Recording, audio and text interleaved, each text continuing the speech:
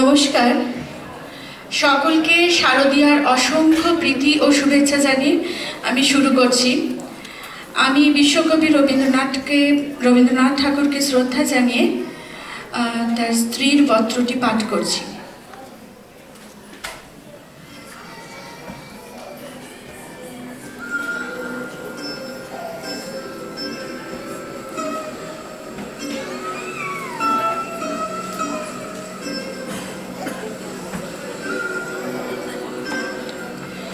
শ্রীচরণ কমলেশু, আজ 15 বছর আমাদের বিবাহ হয়েছে। আজ পর্যন্ত তোমাকে চিঠি লিখিনি, চিরদিন কাছেই পড়ে আছি। মুখের কথা অনেক শুনেছ, আমিও শুনেছি। চিঠি লিখবার মতো ফাঁকটুকু পাওয়া যায়নি। আমি তোমাদের মেজ বউ।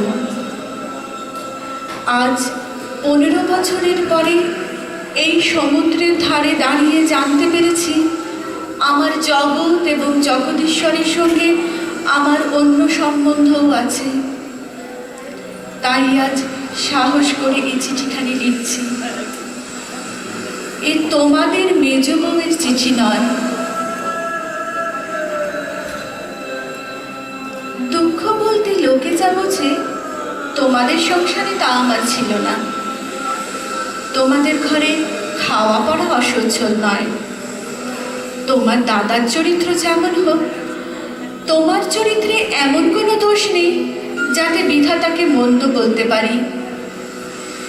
যদি বা তোমার স্বভাব তোমার দাদার মতোই হতো, তাহলেও হয়তো মোটের উপর আমার এমনিভাবেই দিন চলে যেত এবং আমার সতীসাধ্যী বড় জায়ের মতো পতিদেবতাকে দোষ না দিয়ে বিশ্ব দেবতাকেই আমি দোষ দেবার চেষ্টা করতুম।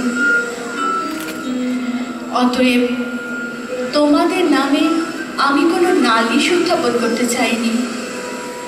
আমার এই চিঠি সেজন্য নয়। কিন্তু আমি আর তোমাদের সেই 27 নম্বর মাখন বড়ালের গলিতে ফিরব না।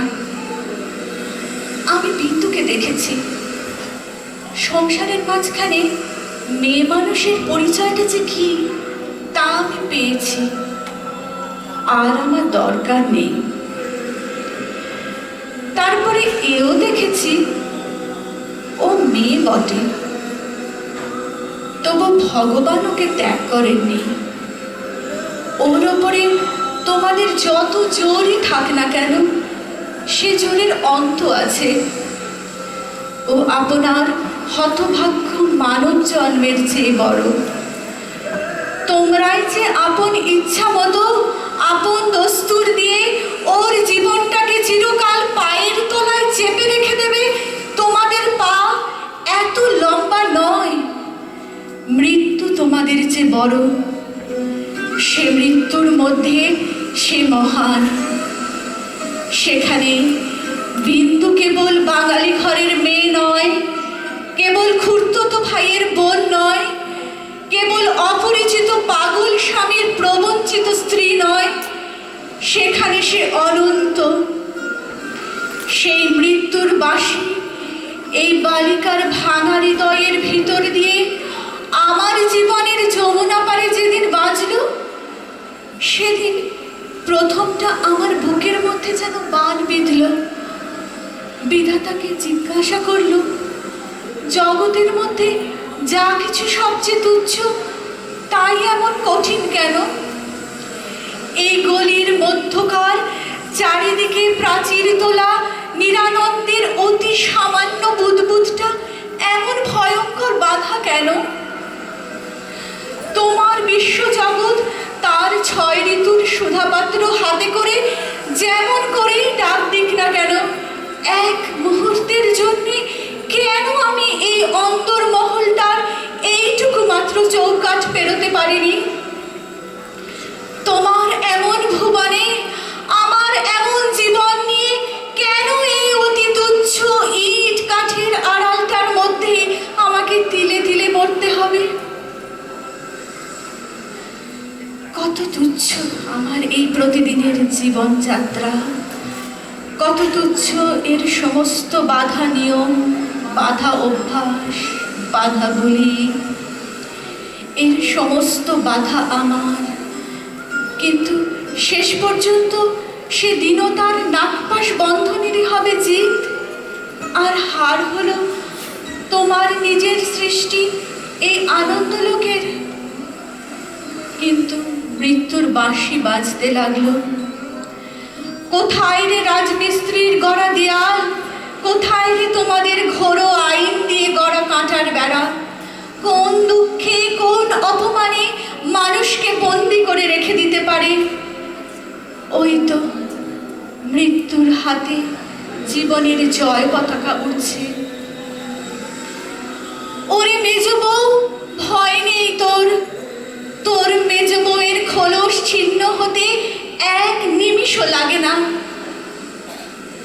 তোমাদের গলিকে আর আমি ভয় করি নে। আমার সম্মুখে আজ নীল আকাশ, আমার মাথার উপরে আষাঢ়ের মেঘপুঞ্জ। তোমাদের অভ্যাসের অন্ধকারে আমাকে ঢেকে রেখে দিয়েছিলেন। ক্ষণকালের জন্য বিন্দু এসে সেই আবরণের ছিদ্র দিয়ে আমাকে দেখে নিয়েছিল। সেই মেয়েটাই তার আপন মৃত্যু দিয়ে আমার আবরণখানা আগাগোড়া ছিন্ন করে দিয়ে গেল। আজ বাইরে এসে দেখি আমার গৌরব রাখবার আর জায়গা নেই।